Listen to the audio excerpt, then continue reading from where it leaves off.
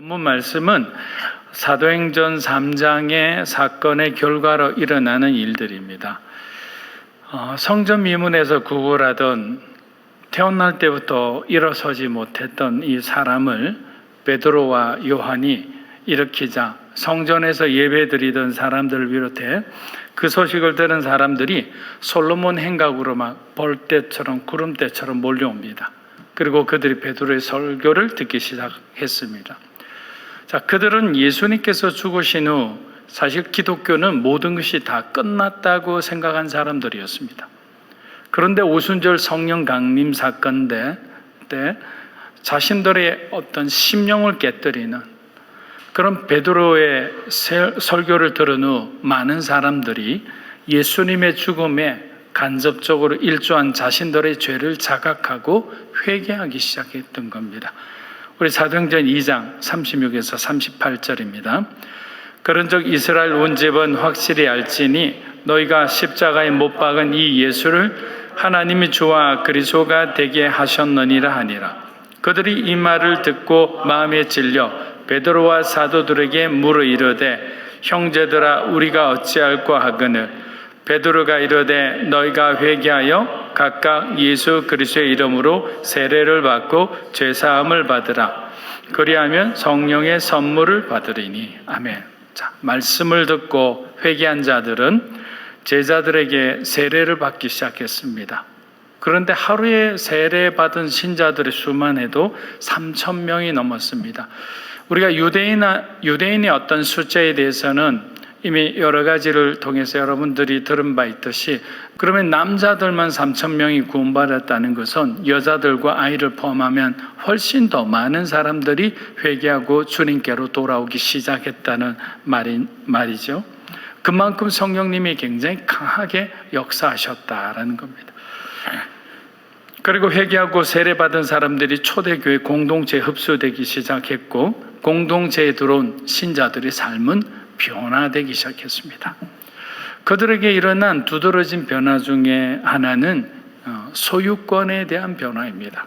새 신자들은 이 자기의 소유가 하나님으로부터 주어진 소유라는 것을 깨닫기 시작했습니다. 우리가 쉽게 하는 말로 청지기관을 갖게 된 거죠. 재능도 물질도 건강도 또 우리에게 남아있는 시간도 다 하나님의 소유다. 그러면 그 하나님의 소유는 우리가 어떻게 사용해야 될까? 하나님 기뻐하셨는데 사용하는 것이 가장 옳다고 생각하기 시작했던 겁니다. 그들이 변화되기 전에는 한 번도 그런 생각을 해본 수도 없었는데 주님을 만나게 되니까 하나님께서 그들에게 누가 주인인지 그들의 인생의 주권자가 누구인지를 가르쳐 주기 시작했던 겁니다.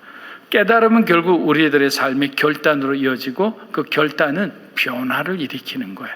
그래서 기독교 신앙을 가진 사람 중에서 변화와 성숙을 경험하지 않은 사람은 참된 그리스도인이라 말할 수 없습니다. 여러분이 인격적으로 주님을 만나는 순간 성령님께서 여러분의 삶 가운데 뭔가 기적 같은 그런 역사를 하신다면 우리 마음 가운데는 그런 하나님을 향한 열망이 있어야 되죠.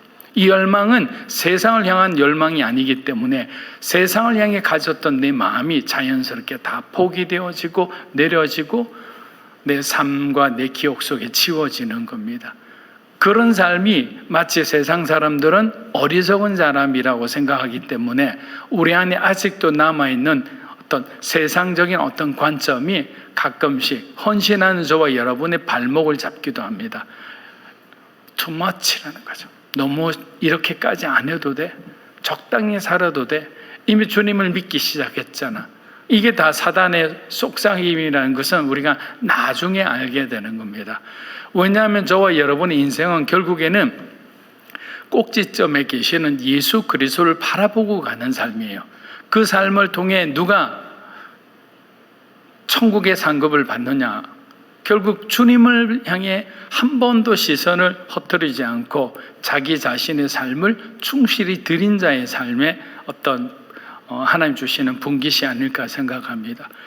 하나님 나라를 우리가 경험하지 못했기 때문에 그 나라가 얼마나 좋은지를 모르니까 이 땅에서 우리가 간혹 잊어버리고 사는데 여러분 궁금하시면 기도해 보세요. 하나님께서 하나님 나라가 얼마나 좋은지를 여러분에게 때로는 환상으로 아니면 마음에 정말 형언할 수 없는 감동으로 주시리라 믿습니다.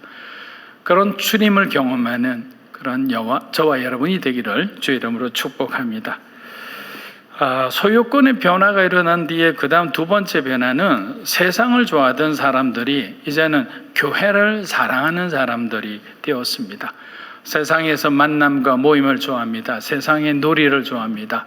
굉장히 도전적이고 자극적인 그런 놀이를 통해서 성취감을 느끼던 사람들이 자신이 세상에 있을 때는 지루하기 짝이 없는 이 교회에 와서 새우깡이나 정말 우리 스낵 이런 걸 먹으면서 그러면 서로 격려하고 나눈다는 게 상상을 할 수 있나요? 온갖 술이 자기들 모이면 반드시 있어야 되는데 술 대신 물을 마십니다. 녹차를 마십니다. 탄산음료를 마십니다. 이거는 경험해보지 않은 사람은 모릅니다. 아마 바깥에서 살다가 교회에 와서 이 지루한 삶을 이겨내는 사람들도 있으리라 믿지만 혹시 이 영상을 듣는다면 여러분 정말 복된 겁니다. 가장 건강한 삶이고 가장 거룩한 삶이고 유익한 삶인 거예요. 지나보면 다 알게 되는 것입니다. 그들은 성전에 모이기를 힘써서 모여서 다 함께 떡을 떼며 기도하고 주님을 찬송하니까 이 사람들의 이런 어떤 아름다운 모습을 통해 주변에 많은 사람들이 동경을 하고 그 사람들에게 전도를 하니 평소 흠모하고 있던 그 어떤 공동체적인 삶에 그들이 들어오기 시작한 거죠. 아무 그리낌 없이. 이것이 성령의 역사인 겁니다. 인간이 하려고 했다면 어떻게 할 수가 있겠습니까? 사람이 어떤 의지로 어떤 목적으로 공동체를 만들면 처음에는 모으기 쉬워요. 그러나 뭔가 이렇게 이해관계가 갈리기 시작하면 그 공동체도 무너지는데 하나님의 공동체는 그렇지 않다는 겁니다. 이렇게 변화된 사람은 어떻게 될까요? 밖으로 뛰쳐나가지 않을 수가 없는 거죠. 예루살렘 교회로 중심으로 폭발적인 성장을 이루었던 이 초대교회는 바로 선포와 기적으로 세워진 신앙 공동체였던 겁니다. 사도들의 키리그마라는 이 선포가 없는 곳에는 복음의 씨앗이 자랄 수가 없는 겁니다. 그렇기 때문에 저와 여러분이 선교적 삶을 살아간다는 것은 여러분의 삶에 하나님을 향한 선포가 있어야 되는 거죠. 예수 그리스도를 향한 선포가 있어야 되는 거죠.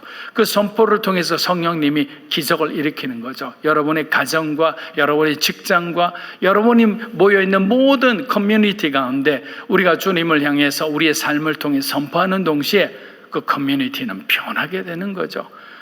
하나님을 인격적으로 만날 수 있는 그런 기회가 점점 많아지는 겁니다. 그렇기 때문에 예수 믿는 자, 정말 충실하게 성령 충만한 자가 있는 공동체는 정말 복된 거죠. 왜? 그 사람을 통해서 하나님의 은혜가 흘러오기 때문입니다. 제가 미국에서 짧게 바이블 칼리지라는 곳을 다녔을 때 딱 한 가지 소원이 있었어요. 왜냐하면 제가 가진 것이 없죠. 영어를 아주 능숙하게 잘하는 것도 없죠. 사람들을 끌만한 매력이 없어요. 그런데 제가 한 가지 하나님께 제게 소망을 주신 것은 네가 이 학교에 새벽 기도의 붐을 일으키는 자가 되라, 이런 마음을 주셨어요.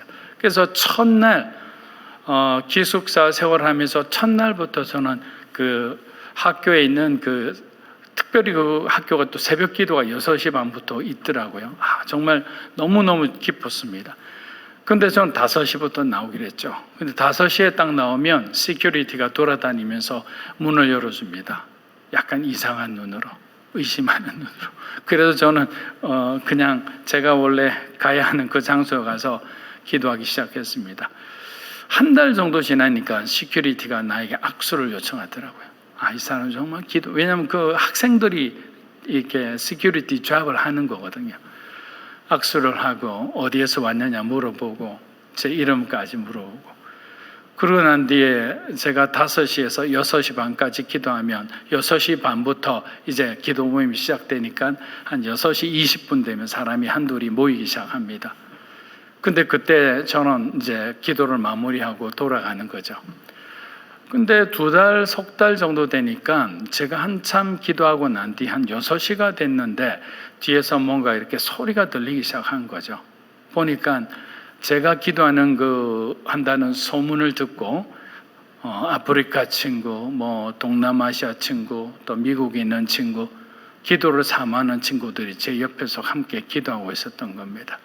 6개월이 지난 후는 새벽 기도회가 6시 반에서 5시로 앞당겨졌어요.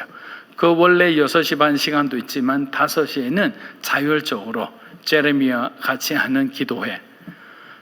그래서 저는 이제 그 학교를 그만두고 중간에 이제 그만두고 한국으로 올 때까지 단 하루도 빠지지 않고 거기서 새벽 기도, 한국에서 온 제레미란 친구가 그 기도에 어떤 시작을 했다. 그렇게 나름 이렇게 칭찬받고 인정받은 기억이 납니다.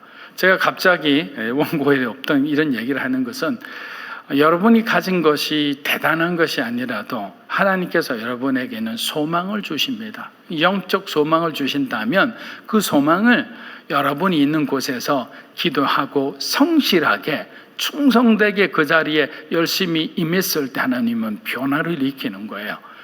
했다 안 했다 상황 보고 눈치 보고 이러면 아무런 변화도 안 일어납니다. 하나님만 바라보고 갈 때 기적은 일어나는 것입니다. 자, 그리스도의 증인이 되는 삶은 말씀드린 것처럼 삶을 통해 보여주는 복음의 선포가 있어야 되죠. 그리고 성령의 열매가 맺어지는 저와 여러분의 헌신된 삶이 있을 때 우리 주변은 하나님의 땅이 되는 겁니다. 그런 주님의 사람들이 되기를 주 이름으로 축복합니다. 그러면서 이제 한번 되돌아보는 거예요. 우리가 신앙생활을 할 때 우리는 얼마나 신앙생활을 균형 있게 하며 살아갈까?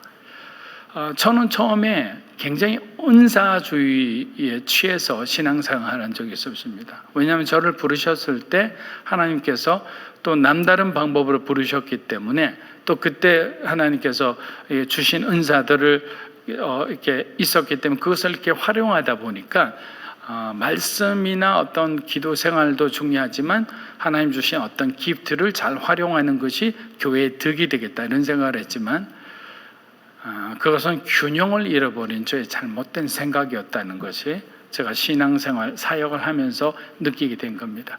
여러분, 기도만 24시간 한도 하나님 응답해 주실까요? 절대로 아닙니다. 왜냐하면 치우친 기도는 반드시 우리 안에 하나님을 향한 마음 가운데도 균열이 있는 거예요. 그건 무슨 말이냐면요, 여러분 기도 하려면 무엇이 필요하죠? 믿음이 필요하잖아요. 그런데 저와 여러분에게 믿음을 주는 것은 하나님의 말씀밖에 없거든요. 그래서 말씀을 여러분이 충분히 묵상하고 또 예배를 통해서 목회자의 말을 충분히 소화하고 그것을 다시 한번 정리하고 이러면서 여러분의 것으로 소화했을 때 그 말씀이 결국 여러분의 기도할 때 믿음이 되는 거죠. 선포가 되어지는 거죠. 근데 하나도 말씀도 모르고 어떤 신비주의적인 어떤 기도에 빠진다. 굉장히 위험한 겁니다. 혹시 그게 치우쳐 있는 분들은 여러분의 부족한 부분을 채우세요. 또 어떤 사람들은 그냥 말씀만 보고 기도는 정말 단 1분도 안 하는 분이 있어요.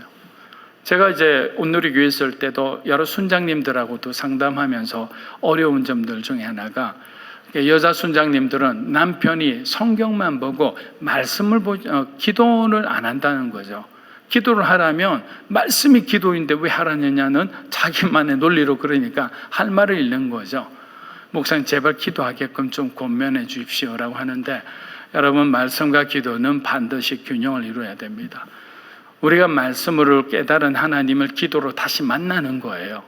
그러니까 기도를 가지고 하는 말씀이 없다면 자기가 상상하잖아요. 하지만 말씀을 통해 만난 하나님은 명확한 하나님이죠. 우리가 가공해 지어낼 수 있는 그런 분이 아닌 겁니다. 그렇기 때문에 균형을 잃어버릴 때는 우리의 삶도 균형을 잃어버릴 수 있다라는 겁니다. 사도행전 3장 우리 6절에서 10절 한번 읽어보겠습니다. 베드로가 이르되 은과 금은 내게 없거니와 내게 있는 이것을 내게 주노니 나사렛 예수 그리스도의 이름으로 오른손을 삼아 있거니 발과 발목이 곧 힘을 얻고 뛰어서서 걸으며 그들과 함께 성전으로 들어가면서 걷기도 하고 뛰기도 하며 하나님을 찬송하니 모든 백성이 그 걷는 것과 하나님을 찬송함을 보고 성전 미문에 앉아 구걸하던 사람인 줄 알고 그에게 일어난 일하여 심히 놀랍게 여기며 놀라니라. 자, 여러분, 우리들의 인생도 예수님을 인격적으로 만나기 전에는 어떻게 보면 안전뱅이 같은 인생이었습니다. 스스로 일어날 수도 없고 다른 자리로 옮겨갈 수도 없고 누군가의 도움이 없이는 살 수 없는 지극히 의존적인 불행한 인생이었던 거죠. 또 어떤 분들은 인간관계의 단절 속에서 그냥 주저앉아 일어나지도 못한 상황 가운데 계신 분들도 있을 겁니다. 자녀들이 보이지 않는 미래 때문에 답답해 어찌할 바를 모르고 계시는, 그냥 눈물로 기도만 하는 그런 어머니들도 계실 겁니다. 아무리 복음을 전해도 들을 생각조차 안 하는 그런 가족과 사랑하는 사람들을 볼 때 우리들이 느끼는 그 영적 무기력함으로 인해 힘들어 하시는 분들도 있으리라 생각합니다. 그리고 앞으로 무엇을 하며 살아가야 할지 비전을 놓고 아무리 기도해도 앞이 보이지 않고 하나님 마치 나를 떠난 것처럼 느끼는 그런 불안함과 답답한 가운데서 하늘만 쳐다보고 주저앉고 앉아 계신 분도 있을 수 있습니다. 그런데 우리는 이 질문에 대답하기 전에 먼저 반드시 확인해야 할 것이 있습니다. 앞으로 돌아가서 성전 미문에서 주저앉아 있던 이 안전뱅이를, 이 걷지 못하는 사람을 누가 일으켜 세워주셨느냐라는 거죠. 누가 구원해 주셨느냐라는 질문입니다. 그러면 제가 앞에 나열했던 이 사람들에게 저는 답이 될 거라 생각합니다. 그렇게 주저앉아 있는 우리 인생을 일으켜 주실 분은 단 한 분밖에 없는 거죠. 그분의 이름이 무엇입니까? 예수 그리스도인 거죠. 예수님을 우리가 가슴에 품으면 우리는 세상을 다 얻은 거나 마찬가지죠. 요한복음 14장 6절 말씀처럼 예수님께서 늘 말씀하셨듯이 예수님이 에고에이미라는, 그 요한복에 보면 에고에이미는 뭐냐, 나는 뭐뭐이시라고 예수님 스스로가 자신을 정의한 게 있어요.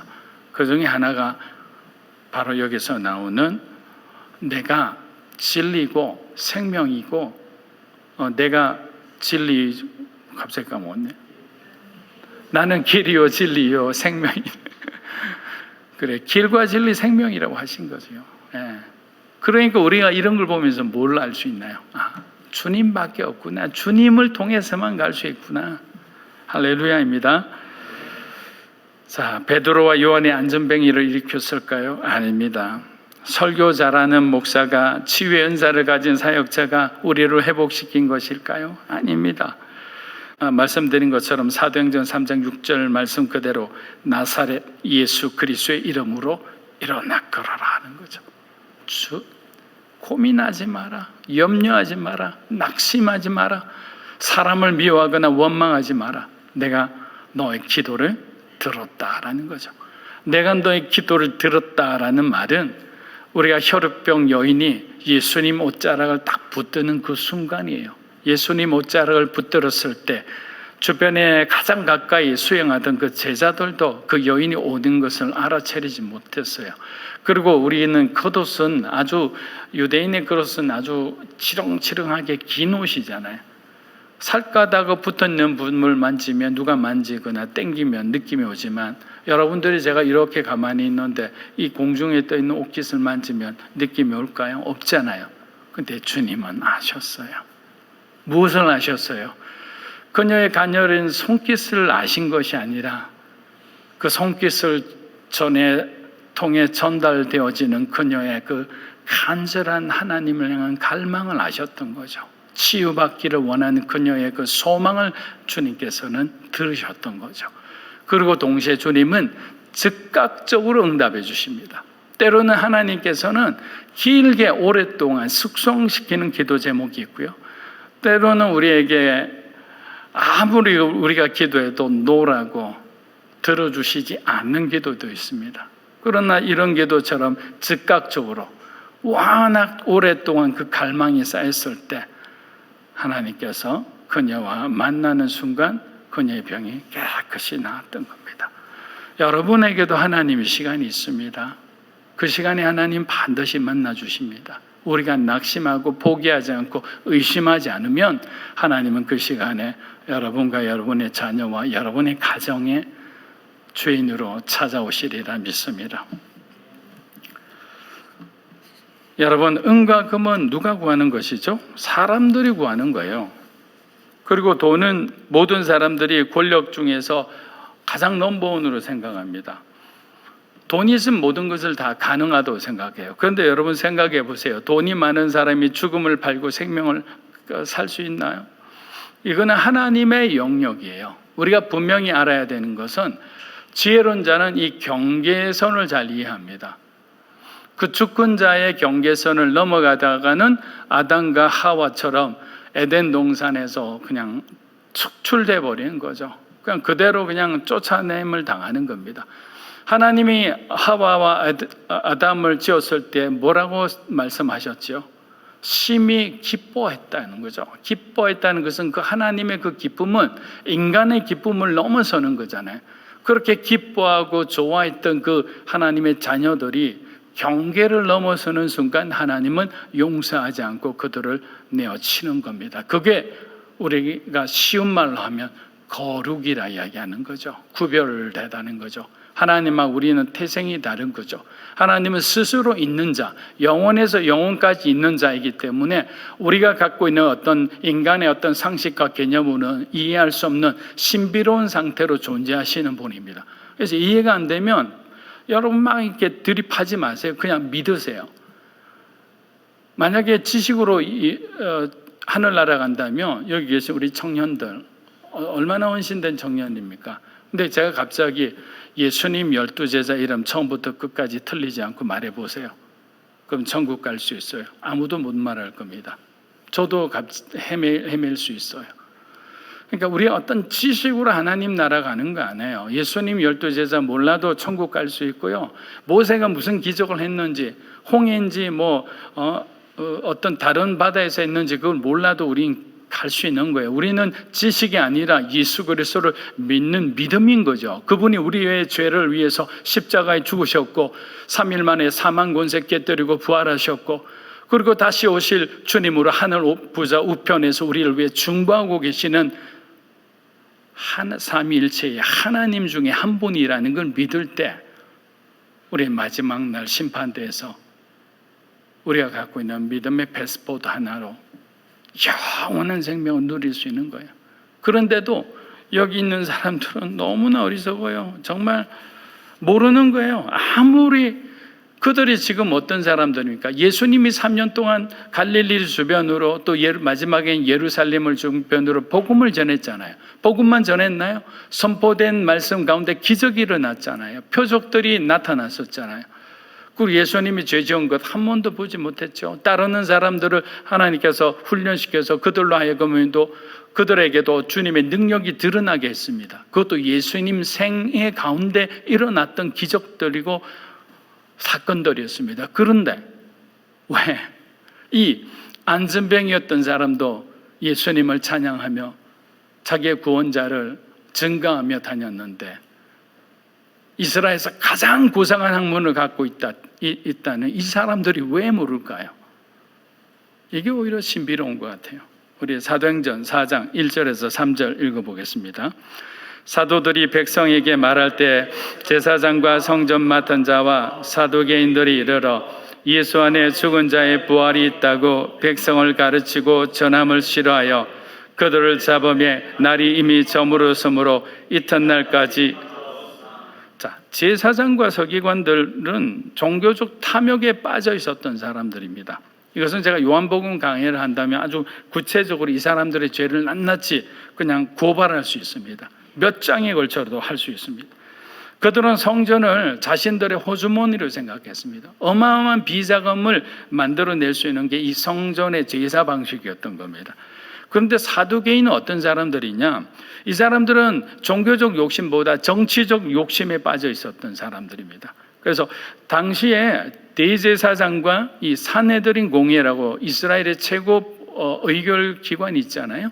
우리가 잘 아는 니고데모나 아리마대 요셉도 이 산헤드린 공회의 멤버였습니다.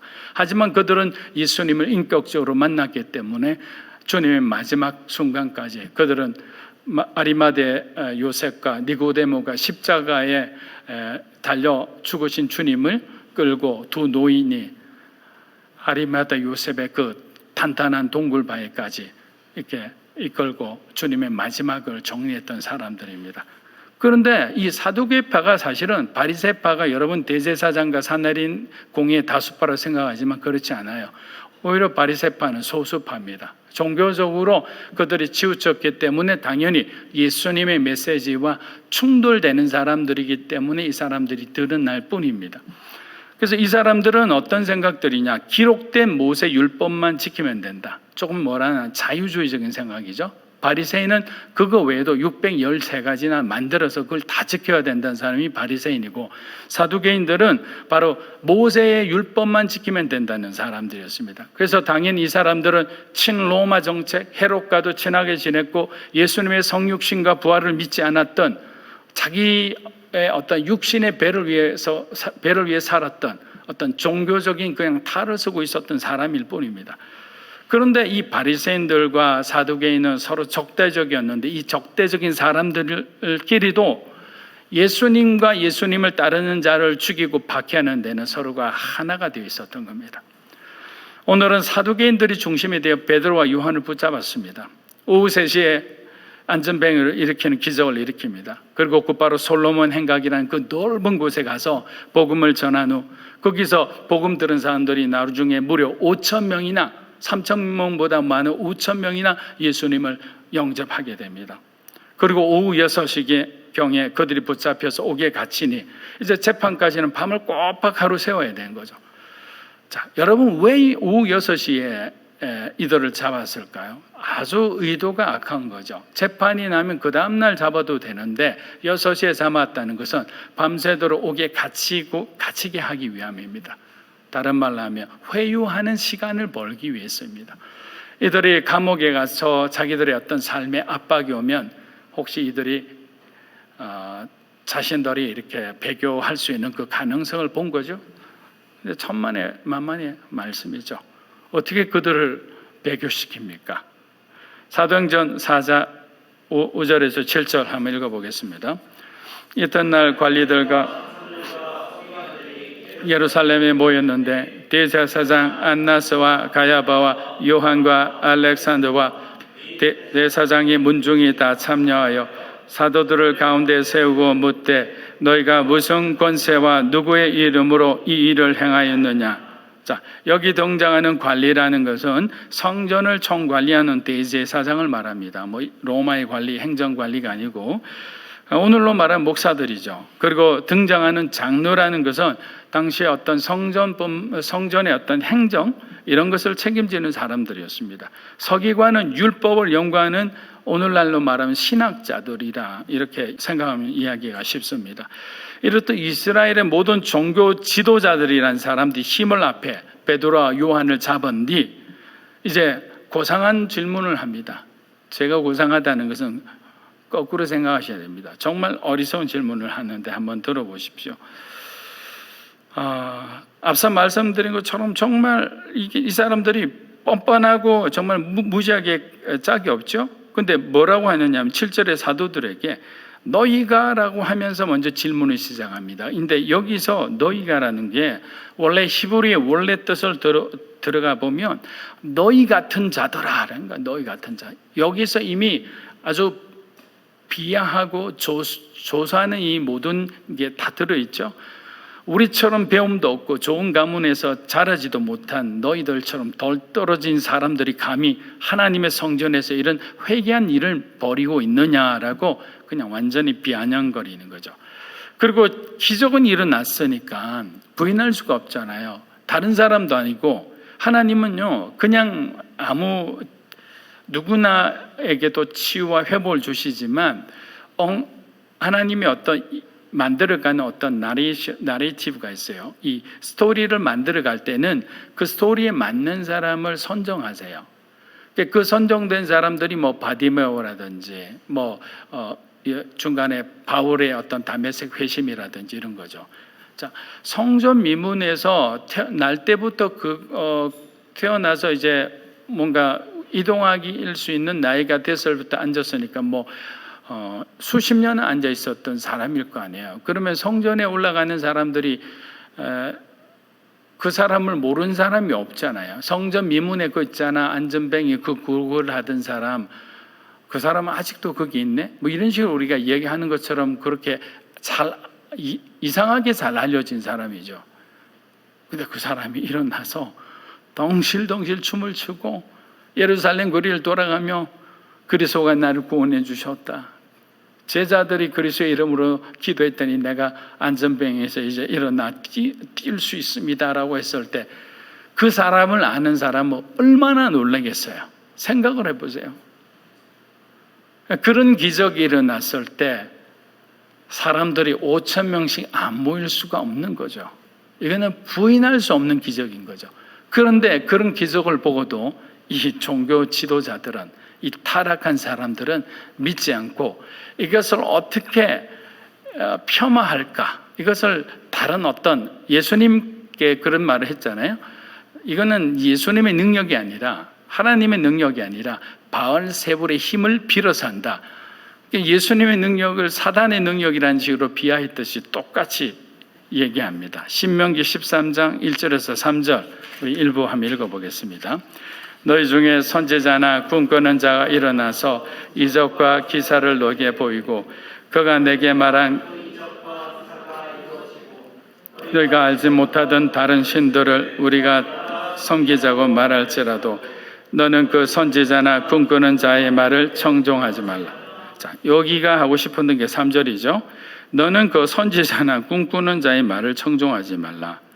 조금 더 제가 번역하면 너는 저 베드로나 요한이나 예수의 잔당들이 말하는 이 말들을 너희들은 따르지 말라. 이거는 왜냐하면 하나님으로부터 온 것이 아니다. 이렇게 주장하려는 거. 권력으로 찍어 누리려고 하는 거죠. 자, 어떻게 정말 유독 그들에게만 보이지도 않고 들리지도 않는 하나님이실까요? 하나님은 자신들의 권력을 지탱해 주는 존재, 그 이상도 이하도 아니었습니다. 우리가 신앙을 갖고 살아가지만 우리들도 매일매일 하나님의 말씀과 여러분의 어떤 기도 생활을 멀리하면 우리도 충분히 이런 세상의 어떤 허울과 같은 껍데기만 이렇게 붙들고 살아가는 신앙인이 될 수 있는 위험이 있다는 것을 우리가 분명히 깨달아야 합니다. 사랑하는 여러분, 하나님의 존재가 저와 여러분의 어떤 실제가 되는 경험을 하지 않으면 우리의 믿음은 머릿속에서만 계속 맴돌 뿐입니다. 그래서 예배드리고 기도드리고 말씀 보고 봉사하지만 가장 결정적일 때 우리는 하나님을 배신합니다. 다른 선택을 하는 거죠. 눈에 보이는 그냥 만지면 느껴지는 세상의 굴욕을 선택하고 그렇게 잘못된 선택 가운데 어마어마한 대가를 지불하고 정말 손들고 주님 앞에 돌아오는 사람들이 부지기수입니다. 저와 여러분은 오늘 말씀을 통해서도 우리가 느끼듯이 하나님은 구하고 찾는 자에게 반드시 응답하시는 하나님이심을 우리가 알아야 하는 겁니다. 그런데 그것을 알지 못하고 내 마음대로 생활하고 하나님이 안 계신 것처럼 하면 결국 인생의 바닥에서 경험해 본들 얼마나 안타깝고 후회가 됩니까? 사도행전 4장 8에서 우리 10절 한번 읽어보겠습니다. 이에 베드로가 성령이 충만하여 이르되 백성의 관리들과 장로들아, 만일 병자에게 행한 착한 일에 대하여 이 사람이 어떻게 구원을 받았느냐고 오늘 우리에게 질문한다면 너희와 모든 이스라엘 백성들은 알라. 너희가 십자가에 못 박고 하나님이 죽은 자 가운데서 살리신 나사렛 예수 그리스도의 이름으로 이 사람이 건강하게 되어 너희 앞에 서느니라. 여러분, 이 말씀 중요합니다. 이 말씀 마무리하고 우리 이제 기도할 것인데요. 7절에 보니까 그들의 질문에 대해서 그들은 이 병자의 치유에 집중을 했습니다. 그런데 베드로는 9절에서 뭐 할까요? 우리 9절 한번 다시 한번 띄워주시겠어요? 9절을 보면 9절만 한번 읽어볼게요. 여러분이 한번 발견해 보세요. 그 단어를. 시작. 만일 병자에게 행한 착한 일에 대하여 이 사람이 어떻게 구원을 받았느냐고 오늘 우리에게 질문한다며. 자, 어떤 단어가 눈에 띄죠? 구원이란 단어잖아요. 그들은 눈에 보이는 현상에 집중했어요. 안전뱅이가 일어선 거, 이건 놀라운 기적과 같은 치유죠. 그러나 제자들은 세상의 사람들이 보는 치유를 넘어서 이 사람이 안전뱅이에서 하나님의 사람이 되었다는 것이 더 중요하게 생각을 했던 겁니다. 우리가 갑자기 기도해서 부자가 되는 게 중요할까요? 여러분의 가족 중 한 사람이 정말 30년, 40년 엄청 신실한 불교 신도였는데 그 사람이 온 가족의 기도 끝에 예수 그리스도의 제자가 되었다. 주님의 사람이 되었다. 하나님의 백성이 되었다. 어느 게 더 큰 기적입니까? 10억, 20억, 30억 부자가 됐다는 것도 놀라운 일이지만 저와 여러분은 적어도 영혼의 구원에 대해서 더 우리가 초점을 가지고 관심을 가지고 살아가야 되는 겁니다. 정인으로서의 살아가는 삶은 그리 간단하지가 않습니다. 우리 자신을 하나님 앞에 온전히 내려놓아야 됩니다. 주님을 향한 우리의 마음이 온전히 올곧게 고정되어 있다면 하나님은 저와 여러분을 열방의 구원의 통로로 정말 믿지 않는 사람들에게 생명을 전하는 사람으로 사용하시리라 믿습니다. 여러분의 가정이 그리스도를 찬양하며 예수 그리스도를 따라가는 참된 믿음의 가정이 되기를 우리 주님의 이름으로 축복합니다. 아멘.